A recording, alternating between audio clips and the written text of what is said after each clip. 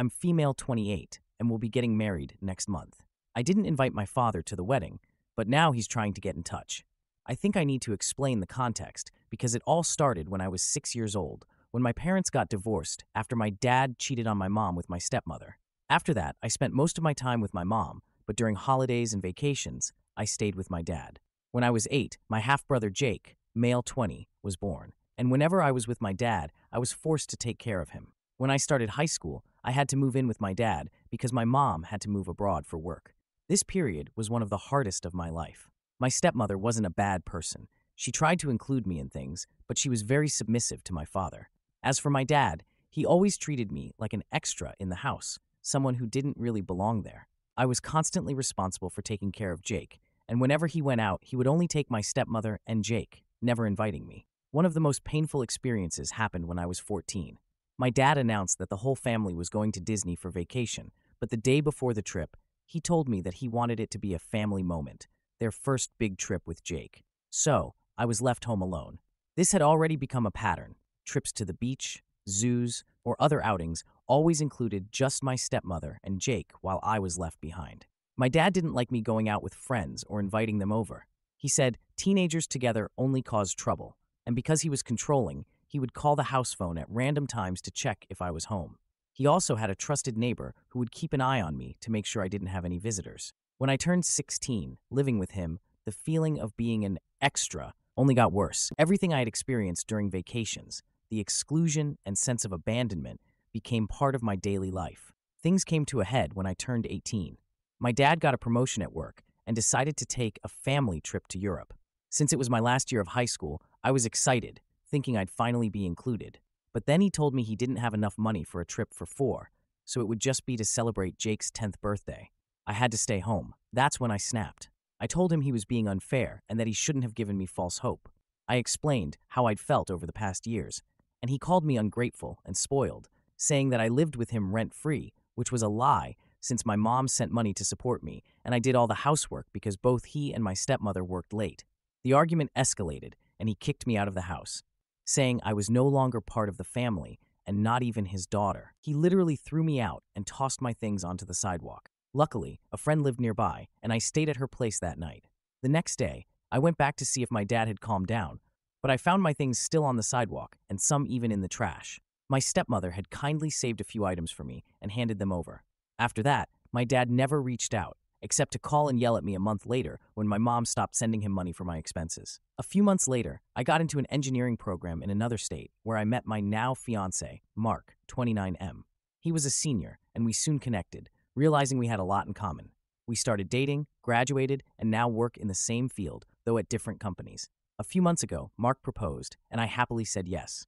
I have social media, but I rarely use it. I've had Instagram for about 6 years, but haven't even posted 10 pictures. I think one of my relatives must have told my dad about the wedding, because about a month after I accepted the proposal, he reached out to me through Instagram, saying he was excited to help with the wedding. I was surprised, both that he had messaged me and that he genuinely thought he would walk me down the aisle. I responded, saying he wouldn't be walking me down the aisle because my stepfather would, and that the wedding would be small, just for my close family. After that, I blocked him. After blocking him, and inspired by reading Reddit stories, I expected calls, messages, and even letters full of insults like ungrateful or spoiled. However, the only thing I received was a letter delivered by Jake. Yes, we still have contact. In the letter, my father expressed how sorry he was. I won't copy the exact words, but to summarize, he said that after kicking me out, he lived a normal life with my stepmother and Jake. But when he saw pictures of my graduation with my mom and stepfather, he started feeling regret. He wanted to talk to me, but his pride held him back. He only decided to reach out now because he realized that his pride got him nowhere and that he wanted to fulfill one of the plans he made when I was born, to pay for my wedding and walk me down the aisle. Honestly, I don't know what to do. I've moved on with my life, and his attempt at redemption after so many years feels a bit too convenient. Am I wrong for not wanting to include my dad in my wedding despite his apology? Note, my stepfather is an amazing person. He always goes out of his way to include me in everything, and my stepsisters are wonderful as well. When he found out that my father hadn't taken me to Disney, he planned a trip for the next holiday and took me, along with my mother and sisters. This, and 1,000 other reasons why I want to walk down the aisle with him. Now for a few comments. The first commenter said, "Your bio father's regrets are his problem, not yours. Your real father, your stepfather, the man who treated you as a father should, is the one who should walk you down the aisle. That other guy is just a bad memory to put behind you. Another commenter added, Biofather treated you like a pet he didn't want. Stepfather treated you like his third daughter. Biofather multiple times deliberately excluded you from family trips. Stepfather went out of his way to include you in trips. Biofather kicked you out of his house, yet still expected to be paid. Stepfather did not act like a jerk. There is no contest here. Now for the original post. You're absolutely not the jerk. Your dad made his choices and completely shut you out for years, treating you like an outsider in his own family. Now that he wants to play the dad card because you're getting married, it feels more like a convenient afterthought than genuine remorse. You've built a loving and supportive family with your mom and stepfather who actually care about you. It's totally valid to want them by your side on such a significant day. Your happiness matters, and you deserve to celebrate with those who truly appreciate you. Now for a few comments. Construction No 9678 said, I bet it's because news of the engagement has spread and people have started asking him about his daughter's wedding. OP says he seemed genuine, but the only thing I can picture him being excited about here is finding ways to make this about himself again. If I were OP, I would totally keep no contact. It really doesn't seem worth whatever nonsense he's going to spew at the wedding and reception.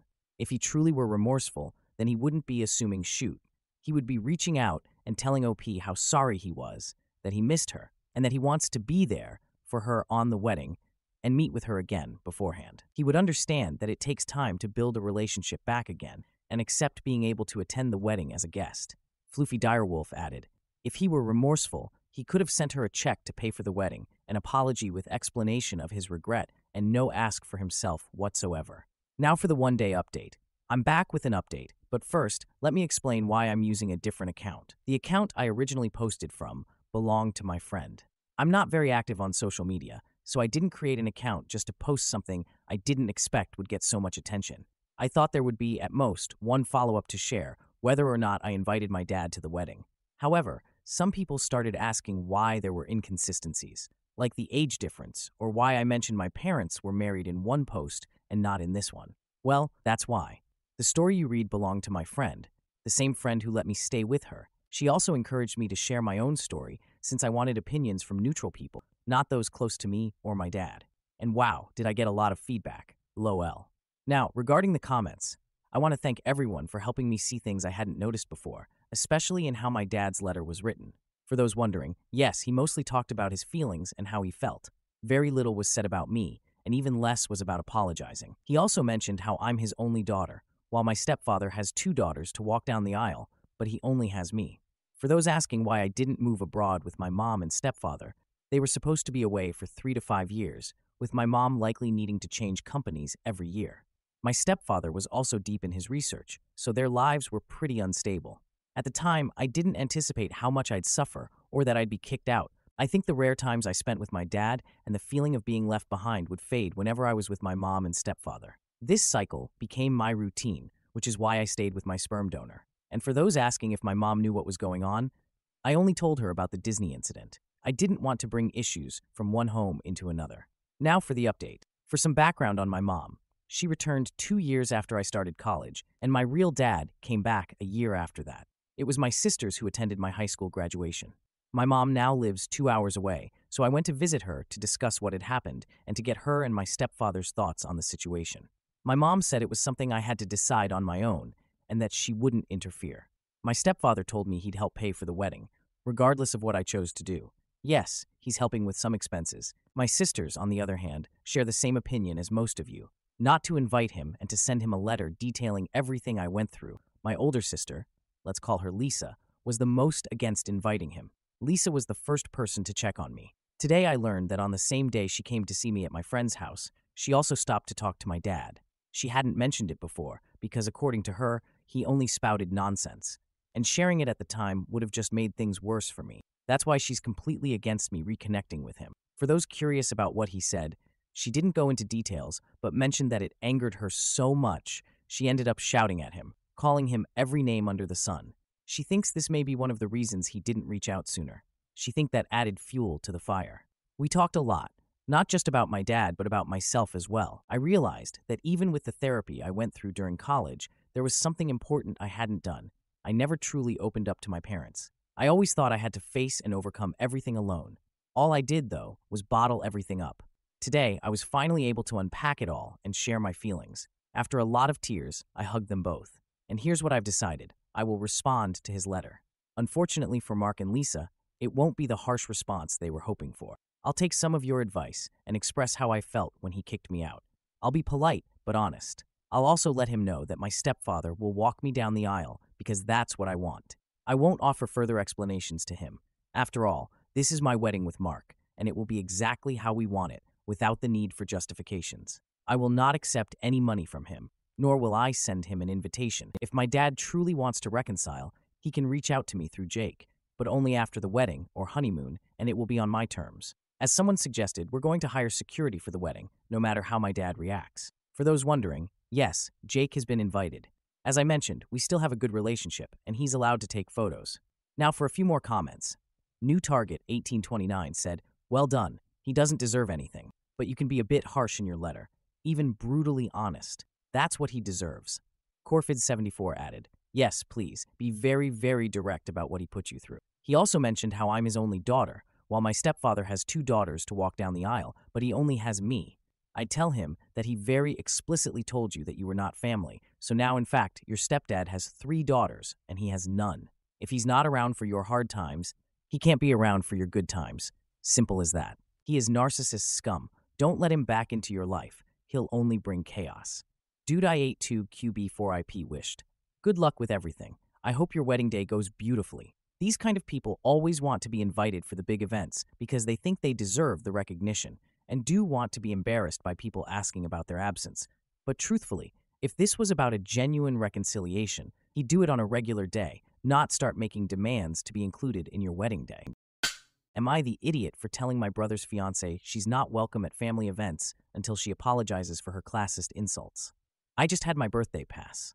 My husband Mark decided to help my brother Owen organize a celebration dinner since everybody had something to celebrate. Owen just got engaged to Trish, Jack just got a huge pay raise, Kyle started an online shop, Rob bought his first house, it's a motorhome, and Finn just started his first serious relationship. So, Owen organized a huge dinner at a pretty fancy place, with my brothers and husband each planning to split the tab with my best friend Margot, and omit me since it was technically my birthday and thus shouldn't pay. Fast forward to the dinner, and we're seated in the back due to having so many people. Everybody is having a great time, laughing and sharing more information about their life, when Margot has an old video pop up on her phone memories. It's a video of a birthday dinner when I was a teen, and it showed my brothers giving me my birthday bruises. You may have heard of birthday punches. Well, it's basically the same concept. However, due to my brothers being massive hulks of meat, and me being no more than 5 feet 1 in, they opt to flick me instead, so I'll get a tiny bruise instead of looking like I was jumped. Rob decides to start with the birthday bruises tradition, each of my brothers opting to flick me 6 times, so this way I get an even 30 flicks, with Margot and Mark each giving me 2 for good luck. Did it look strange? Probably, but we already stood out in the restaurant since we had so many people. And it's not like we made it a big show. I simply went around the table to each of my brothers. Trish and Ro were laughing, well aware of the familial situation and that it was all in good fun.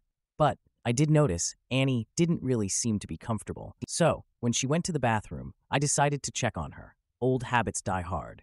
I didn't approach her until she was washing her hands and asked her if everything was okay. She simply sneered and said we were embarrassing and low class.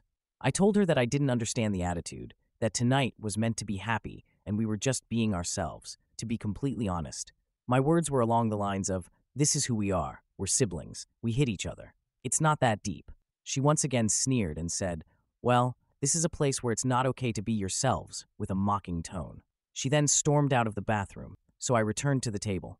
She was sulky the rest of the dinner, and when the bill came, she tried to drag Finn off. This started a little quarrel with my other brothers, who all agreed beforehand to split the bill. Annie stepped in and said I could pay for them since white trash makes do. This started a fight with Margot, who threw wine on her and said, "You want white trash, you got it." I tried to take control, but Annie was already trying to get on Margot. Ro and Trish took her outside, and the rest of us settled the bill and apologized for the disturbance to staff. When we left, we saw Annie swinging at Trish with Ro trying to get in between. I immediately stepped in and told Annie to leave, that until she apologizes that she wasn't allowed at any family gatherings, and told Finn that if she ever tries anything to call us immediately. Finn said that wouldn't be a problem and broke up with her right then and there, telling her to call a cab. He was apparently very upset to be called white trash and didn't like how she talked to me. He also later said, she looks like she would accuse me of something and that she's apparently done it to her ex. The problem I am currently dealing with is Annie's social circle. Annie apparently comes from a pretty affluent part of our community, like went to a private school and had a personal chef and nanny, kind of rich. Her and a bunch of her wealthy friends have tried to defame me, sending emails to my boss and coworkers. I told them to reply that they would be forwarding the email to me, and I will sue for harassment and defamation if she continued to do this to me or any of my family members. The emails haven't bothered most of my coworkers, but I have a select dozen that already didn't like me and now are using this to make my work life hell. I have already spoken to my boss about it, and they are monitoring those coworkers' work emails to assure Annie isn't sending anything. Margot told me I should go ahead with my threat the next time someone gets an email and file defamation charges, along with harassment and emotional damages. The thing is, Annie is 23, she's barely out of school, and this will wreck her life. I know she's attempting to wreck mine, but I can't help but feel like taking her to court is excessive. Am I being too nice? Would I be the jerk if I follow through and press charges? Now for the update. Firstly, I want to thank everybody in my prior post. I have a tendency to overthink, and it makes decisions like this incredibly hard. A lot has happened the past 10 days, so I'll just give the events in order of happening. 2 days after my post went up, Margot's car got egged. She and 2 of her neighbors caught the perpetrators on camera, and 2 of Annie's flying monkeys were taken into custody. And boy, were these girls rats. They sold out Annie in a heartbeat. I almost pitied the poor girl until I came out of work and found the words, "You deserved your miscarriage," spray painted on my car hood. Information. I suffered a miscarriage at the beginning of the year after one of my students, I work in a behavioral school, kicked me down the stairwell. I had been trying to help another teacher, and there was a security guard also present, but the kid just kicked my shin and nobody caught me in time. I was 6 months along when it happened and suffered it while at work. It was a whole scene with ambulances, admin staff, district staff. Meanwhile, I was just bleeding and crying. I was given PTO for 2 weeks, and by the time I returned to work, everybody knew. I got plenty of soft looks. Everybody made my food or tried to make me feel better, even the ladies who didn't like me. I was just thankful summer vacation was coming up. I took photos of the vandalism and presented them to my boss, since the paint was still wet, which means there should be camera evidence. They told me to sit tight and they would take care of it.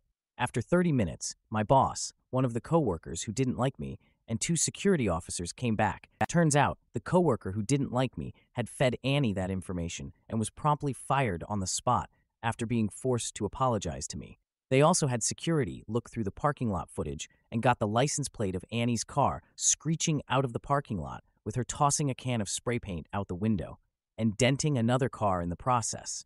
Police were called, and the spray can was taken as evidence. I was advised to get a lawyer and press charges. At this point, I decided to talk to a lawyer, so I looked at lawyers when I got home and consulted one the next day via a virtual consultation. He offered to do the case pro bono, as he had a bone to pick with Annie's mother. Not my business to tell, but whoa, was that story crazier than mine. We drafted all evidence into a compiled document and went through with pressing the charges for the damage to my car, as well as harassment and emotional distress. Let me tell y'all, I was expecting there to be a blowout when this happened, but karma AT'd her up. Apparently, Annie has more than just what she did to me. The coworker whose car she dented when she threw out the spray can was pressing charges. Margot was also pressing charges for emotional distress. Also, it turns out, she had been going after my brothers. She and her flying monkeys were review bombing Kyle's shop. They slashed 3 tires on Rob's mobile home. She had been sending complaints to Owen's boss through customer service lines, and she had stolen Jack's fence surrounding his house. Who TF steals a fence? Apparently, the amounting charges finally caught Daddy's attention because he had everybody who was pressing charges come to one of his properties to talk it out.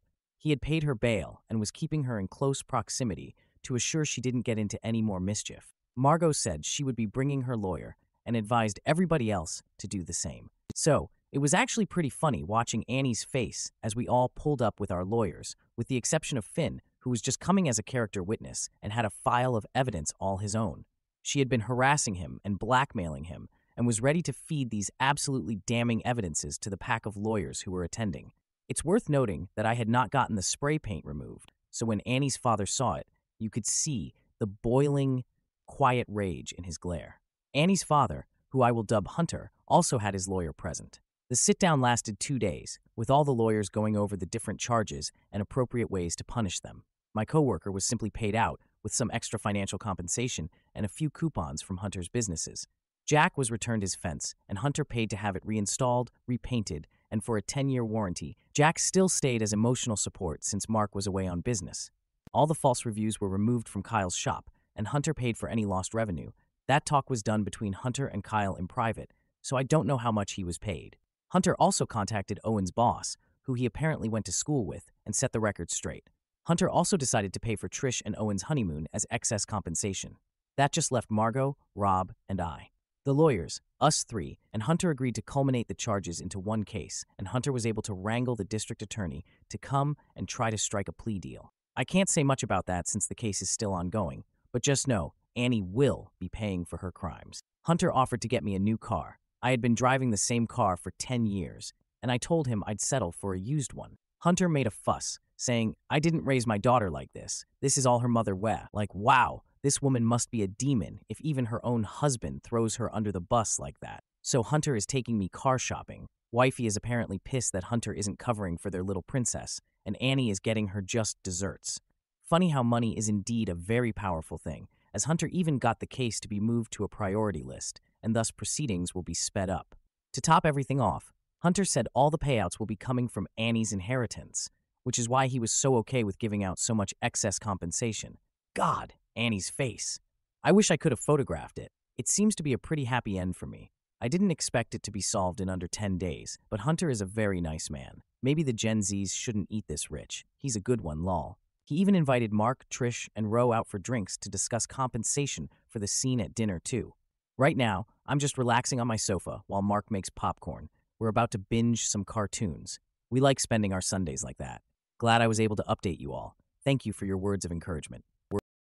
Am I the idiot for kicking out my girlfriend after she demanded loyalty in an open relationship she pushed for? So my girlfriend and I have been going through a very rough time lately, and it all boiled over in the past few days. We have been together for 3 years. Things were going well for the most part. We got along and would rarely fight. Even when we did, we would often both cool down and talk it out not long after. However, about 2 weeks ago, my girlfriend approached me and asked if I wanted to open our relationship. I was immediately shocked and almost thought she was joking at first. She said that she really loves me and wants to be with me, but before we get more serious, she wants to get more experience. She was my first everything, and she has been with 2 other guys. I shot down the idea and told her I wasn't comfortable with it. She kept badgering me about it, but eventually relented when she realized I wasn't budging, and that seemed like the end of it. However, a few days later, she came to me again and asked me more aggressively about it, insinuating that we might have to take a break if we can't just try opening our relationship for a few months. Considering it was basically we take a break, or I just give her this, I relented and said we could open up the relationship. 2 days later, I got home from work and saw she was dressed up. I asked what for. She said that she was going out to the bar with her friends and she wouldn't be back until tomorrow. I immediately recognized what this meant and asked if she would rather spend the night in with me, but she said she really wanted to do this. Eventually, she left, and I was left sitting alone, watching TV, getting drunk. I got sad, so I called one of my close friends and was telling her about the situation. After we talked for a while, I asked her if she wanted to come over and drink because I was feeling like, shoot, being alone. After she got there and we hung out for a bit, drinking and discussing the open relationship and how upset I was, my friend suggested that if my girlfriend was essentially cheating on me, I might as well enjoy the perks of an open relationship too. I'm sure you could see what happened there, and I won't get into details, but it made me feel a lot better. Flash forward to the next morning, and I wake up to my girlfriend freaking out, asking me what the hell my friend and I were doing in our bed. I told her what happened, and she got mad. She told me that she didn't even do anything last night and ended up crashing at her friend's house. She now wants to close our relationship back off and make me prove my loyalty for cheating on her. We never discussed any rules or anything like that, so I really don't see how I did anything wrong. So am I the jerk for participating in the open relationship that my girlfriend suggested? Now for a few comments. One commenter said, NTA, she pressured you into agreeing to something you didn't want, didn't set any rules, and showed a complete disregard for your feelings. You did nothing wrong. You were open, and you had no rules about telling each other anything because you had no rules at all. In the future, though, don't agree to something you don't want. Breaking up when she wouldn't stop pressuring you was the right move, and would have saved you some of the coming mess. Another commenter added, while I consider what OP did to be fair game, I agree that the wiser move would have been to immediately break up with her when she dropped the ultimatum. Another said, I think this was the ultimate move. He basically showed her what it really meant to be in an open relationship. She didn't like it. But still, he needs to end the relationship now. Then another commenter said, this relationship isn't equal. Just break it off. She had big expectations of her ability to pull men and wanted to get it out of her system. You didn't have to even try. So she's angry. Not the idiot, but don't pretend this is salvageable. I don't have an issue with open relationships, but this isn't how they form and work. When OP was asked if he thought there was no coming back from this, he replied, yeah, I'm accepting the fact that there's no coming back from this. Another commenter noted, your GF already had her eyes on someone, and that's why she pushed for the open relationship as aggressively as she did.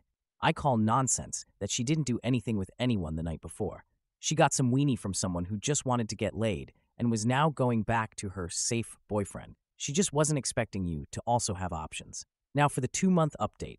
Hi, it's been a while, and a lot has happened since I last posted. A ton of people were inquiring about how the whole situation played out and asking me for an update. It's been an incredibly hectic month for me, but things have started to settle down, and I'm ready to update. So for starters, my girlfriend and I ended up officially breaking up a few days after my initial post. It was not a pretty scene.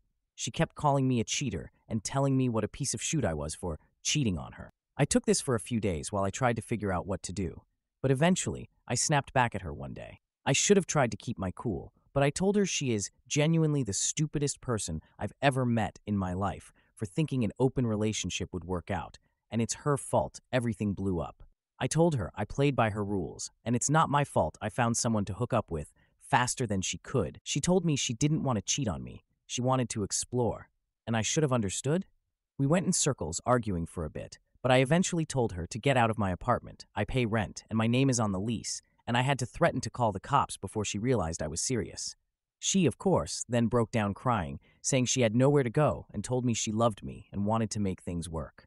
I held firm and told her to leave. After she was out, I immediately felt better and realized that relationship was terrible for me. The next day, I called up my friend, who I slept with in the original post, and asked if she wanted to come over and drink and game.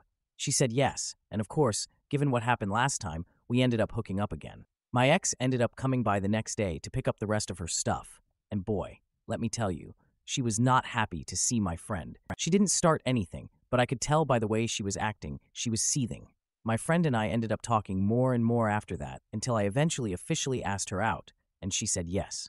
We have been together for the past month, and to say this is a healthier, better relationship would be an understatement. I have been friends with her for a long time, and I think we've both always sort of had a thing for each other, but never really acted on it until we were basically handed that perfect opportunity by my ex.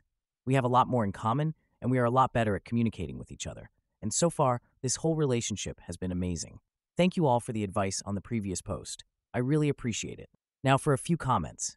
One commenter said, NTA. She was clearly not on the same page about the open relationship and tried to manipulate you with accusations and guilt trips. You held your ground, and it sounds like you ended up in a much better situation. When OP was asked if he was happier now, he replied, yeah, I'm a lot happier now. Another commenter asked, I'm confused, what your ex thought being in an open relationship meant. Then another commenter answered, I go out and have my fun while you stay at home and wait for me. I'm sorry, I can't assist with that.